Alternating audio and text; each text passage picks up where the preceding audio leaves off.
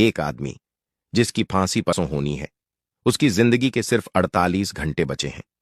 Jailer उसके सामने खड़ा है, पूछ रहा है, तुम्हारी अंतिम इच्छा क्या है? कैदी का जवाब सुनकर पूरी जेल हिल गई। न माफी की गुहार, न बेगुनाही का सबूत मांगना, उसने सिर्फ एक मांग की। उसने कहा, साहब, मैं अपनी आखिरी रात अपनी पत्नी के साथ बिताना चाहता हूं, उसके साथ एक ही बिस्तर पर सोना चाहता हूं। जेलर 20 साल की सर्विस में ऐसा अनुरोध सुनकर सकते में आ गए। यह कैसी आखिरी ख्वाहिश? जिस व्यक्ति को दुनिया से अलविदा कहना है, उसके मन में प्रेम और साथ का यह विचार क्यों? लेकिन कानून ने अंतिम इच्छा पूरी करने की इजाजत दी। सुबोध और प्रमोद का रिश्ता मोहल्ले में एक मिसाल था। वे दोस्त नहीं थे, बल्कि भाई थे। खून का नहीं, पर दिल का रिश्ता था। बचपन की गलियों से लेकर कॉलेज के गेट तक हर जगह वे एक दूसरे का हाथ पकड़े चलते थे। दोनों की परवरिश एक जैसी थी। दोनों ने एक साथ सपना देखा था, और किस्मत भी देखो, दोनों को शहर की एक बड़ी कंपनी में एक साथ नौकरी भी मिल गई। वे एक दूसरे के घर ऐसे आते जाते थे जैसे उनका कोई दरवाजा ही न हो, सब कुछ साझा था। उनकी दोस्ती में किसी तीसरे के लिए जगह ही नहीं थी, ऐसा वे मानते थे।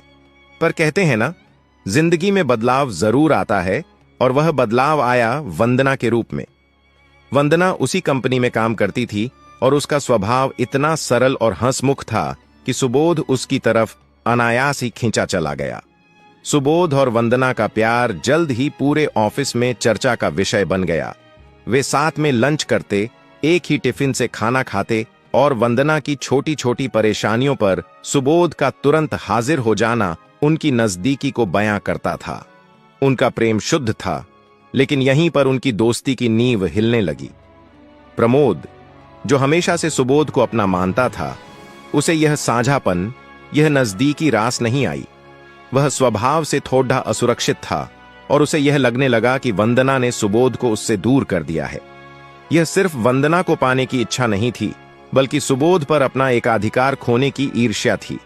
यह ईर्ष्या धीरे धीरे उसके भीतर जहर घोलने लगी।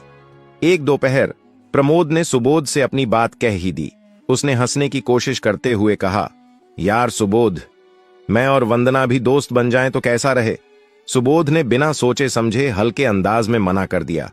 उसने कहा, देख भाई, सब कुछ चलता है, पर गर्लफ्रेंड मेरी है, मैं यह शेयर नहीं करूंगा। सुबोध के लिए यह मजाक था, पर प्रमोद के लिए यह अपमान था। एक ऐसी चोट जो सीधे उसके अहंकार पर लगी। उसी दिन प्रमोद ने दोस्ती की डोर तोड़ दी, और मन ही मन प्रतिशोध की आग सुलगा ली। उसने ठान लिया कि वह सुबोध से वह सब कुछ छीन लेगा जो उसे प्रिय है। अब प्रमोद ने एक शैतानी योजना पर काम करना शुरू किया। वह सुबोध और वंदना के हर पल पर नजर रखने लगा। उसने उनके मिलने जुलने की आदतों को समझा, और अपने शातिर इरादे को अंजाम देने के लिए सही वक्त का इंतजार करने लगा। और वह वक्त जल्द ही आ गया। वंदना ने सुबोध से कहा कि वह उसके कमरे पर आकर उसके हाथ का बना खाना खाना चाहती है। सुबोध खुशी से फूला नहीं समाया, और उसने तुरंत हां कर दी। सुबोध ने अपनी खुशी प्रमोद से भी साझा की, और प्रमोद को बस यही चाहिए था। उसने कहा कि वह थोड़ी देर के लिए आएगा और सुबोध की मदद करेगा। यार सुबोध, प्रमोद ने कहा, तू जल्दी से सब्जी और कुछ स्नैक्स ले आ, जब तक मैं कमरा साफ कर देता हूं और वंदना को सरप्राइज देंगे। सुबोध को प्रमोद पर जरा भी शक नहीं हुआ। वह तुरंत अपनी साइकिल लेकर बाजार की तरफ निकल पड़ा। वह नहीं जानता था कि उसने अपने ही घर में अपने ही दोस्त को अपनी मौत का परवाना लिखने का मौका दे दिया है। सुबोध के जाते ही प्रमोद ने दरवाजा बंद कर लिया। वंदना अकेली थी, और प्रमोद की आंखों में जो हैवानियत थी, उसे देखकर वह कांप उठी। वंदना ने जोरदार विरोध किया। वह चिल्लाई, मगर प्रमोद की दरिंदगी के सामने उसकी आवाज दब गई। प्रमोद अपनी ईर्ष्या और हवस का बदला वंदना पर उतार रहा था। उसने वंदना के साथ वो घिनौना काम किया जिसे सुनकर रूह कांप उठती है। दुष्कर्म के बाद प्रमोद डर गया। वंदना उसे जेल भेज देगी, उसका करियर बर्बाद हो जाएगा। इस डर ने उसे और भी शैतान बना दिया। उसने बिना किसी दया के गला घोंटकर वंदना की हत्या कर दी। मगर प्रमोद की क्रूरता यहीं नहीं रुकी। उसने वंदना के मृत शरीर को उठाया और उसे सावधानी से सुबोध के बिस्तर पर लिटा दिया। उसने कमरे में हेर फेर किया, कुछ चीजों को बिखेरा ताकि पुलिस को लगे कि यह अपराध सुबोध ने ही किया है। शायद प्रेम में धोखा मिलने या अधिकार जताने के जुनून में। यह पूरी तरह से साक्ष्यों की जालसाजी थी। प्रमोद वहां से भाग निकला और किसी दूर के पब्लिक बूथ से पुलिस को फोन करके इत्तला दी कि इस पते पर एक लड़की की लाश पड़ी है। उसने सोचा था अब सुबोध बर्बाद हो जाएगा और वह बच निकलेगा। सुबोध जब सब्जी लेकर वापस लौटा तो पुलिस की गाड़ियां और भीड़ देखकर उसके होश उड़ गए। वह भागकर कमरे में पहुंचा। वंदना की लाश अपने बिस्तर पर देखकर वह चीख पड़ा। इससे पहले कि वह कुछ भी समझा पाता, पुलिस ने उसे दबोच लिया। मैंने कुछ नहीं किया, प्रमोद यहां था, सुबोध चिल्लाया। पुलिस अधिकारी ने ठंडे लहजे में कहा, सबूत तो कुछ और कह रहे हैं मिस्टर सुबोध। लाश तुम्हारे घर में तुम्हारे बिस्तर पर मिली है। मौके वारदात पर जो सबूत मिलता है वही सब कुछ होता है। सुबोध को गिरफ्तार कर लिया गया। वंदना के पोस्टमार्टम रिपोर्ट में दुष्कर्म और हत्या की पुष्टि हुई। जनता में सुबोध के खिलाफ भयानक रोष फैल गया। सबने उसे राक्षस कहा, हत्यारा कहा। किसी ने उसकी बेगुनाही की बात नहीं सुनी। साक्ष्यों के आधार पर न्यायालय ने सुबोध को दोषी पाया और उसे फांसी की सजा सुना दी। इस तरह एक निर्दोष अपने ही सबसे करीबी दोस्त के धोखे का शिकार होकर मौत के इंतजार में जेल की काल कोठरी में पहुंच गया। सुबोध जेल की काल कोठरी में बंद था। बाहर की दुनिया से उसका संपर्क टूट चुका था। अंदर की दुनिया, जो पत्थरों की दीवारों और लोहे की सलाखों से बनी थी, अब उसका घर थी। उसने शुरुआती दिनों में बहुत विरोध किया, बहुत चीखा कि वह निर्दोष है, पर किसी ने उसकी नहीं सुनी। धीरे धीरे उसने विरोध करना छोड़ दाच दिया। उसने अपनी नियति को स्वीकार कर लिया था। उसकी आंखें सूनी हो गई थीं और उसके चेहरे पर एक अजीब सी शांति थी जो उसके अंदर के भयानक तूफान को छिपा रही थी। वक्त रेत की तरह फिसल गया। सुबोध की फांसी की तारीख तय हो गई। परसों। उसके पास सिर्फ 48 घंटे बचे थे। यहीं पर कहानी में प्रवेश होता है जेलर दीनदयाल शर्मा का। दीनदयाल शर्मा जी का स्वभाव बाकी जेल अधिकारियों से अलग था। वह एक सख्त अधिकारी जरूर थे, पर उनके दिल में इंसानियत और न्याय के लिए गहरा सम्मान था। उन्होंने 20 साल के करियर में कई फांसियां देखी थीं, कई अपराधियों को उनकी सजा पूरी करते देखा था, पर सुबोध का मामला उन्हें अंदर से परेशान कर रहा था। सुबोध की आंखों में उन्हें अपराध बोध नहीं, बल्कि भयानक पीड़ा दिखती थी। फांसी से पहले जेलर का कर्तव्य था कि वह कैदी की अंतिम इच्छा पूछे। दीनदयाल शर्मा जी ने अपनी वर्दी की सकहती को उतारकर एक इंसान के रूप में सुबोध की कोठरी के पास कूदम रखे। सुबोध, जेलर की आवाज में एक भारीपन था। परसों तुम्हारी फांसी है। कानून तुम्हें तुम्हारी अंतिम इच्छा पूछने का अधिकार देता है। क्या है तुम्हारी अंतिम इच्छा? सुबोध ने धीरे से आंखें खोली। उसने जेलर को देखा।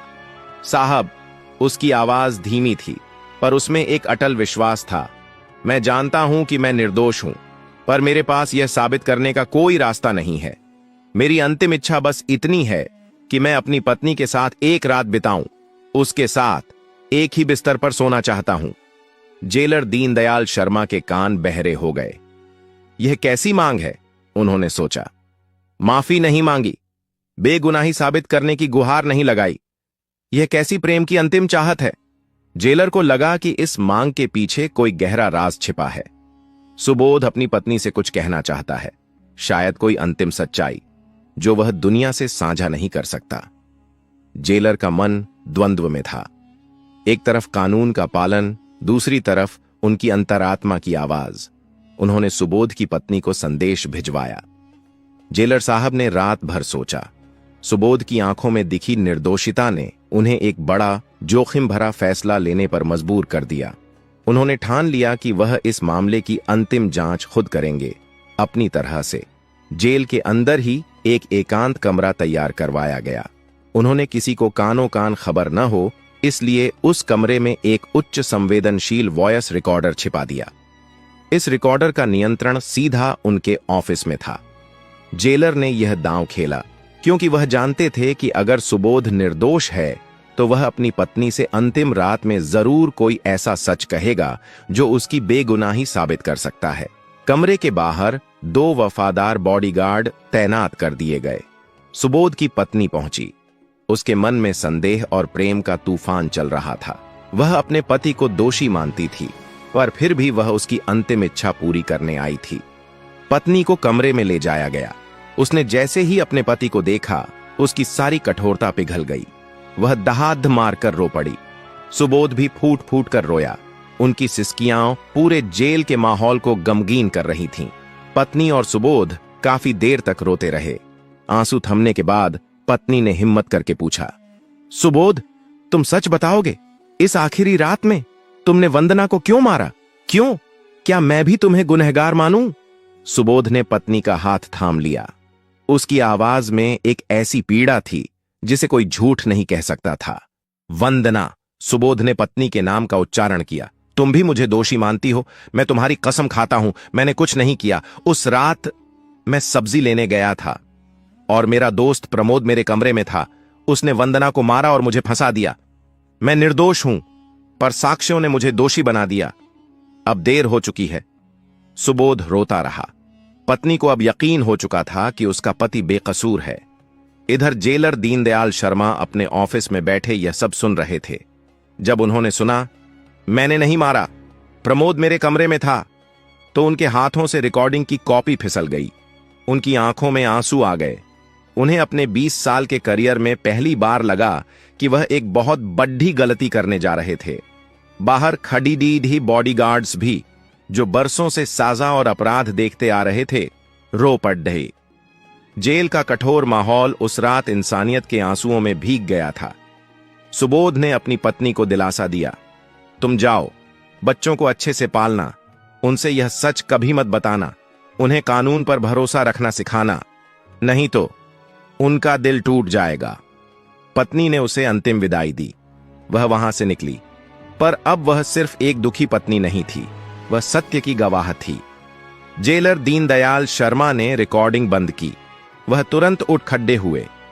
फांसी कल नहीं होगी, उन्होंने जेल के कंट्रोल रूम में चिल्लाकर कहा।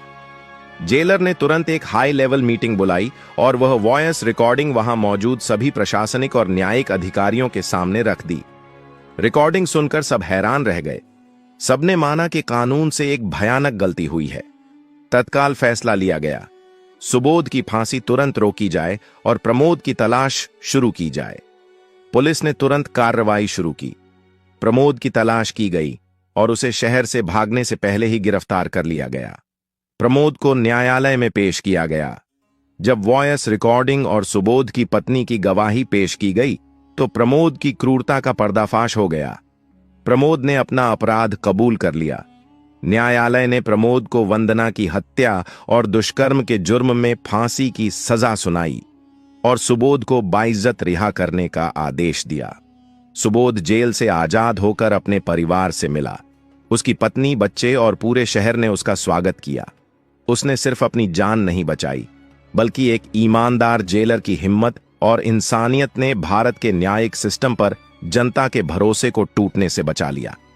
यह कहानी हमें सिखाती है कि कानून भले ही अंधा हो, लेकिन इंसानियत की रोशनी उसे सही राह दिखा सकती है और विश्वासघात हमेशा अपने अंजाम तक पहुंचता है।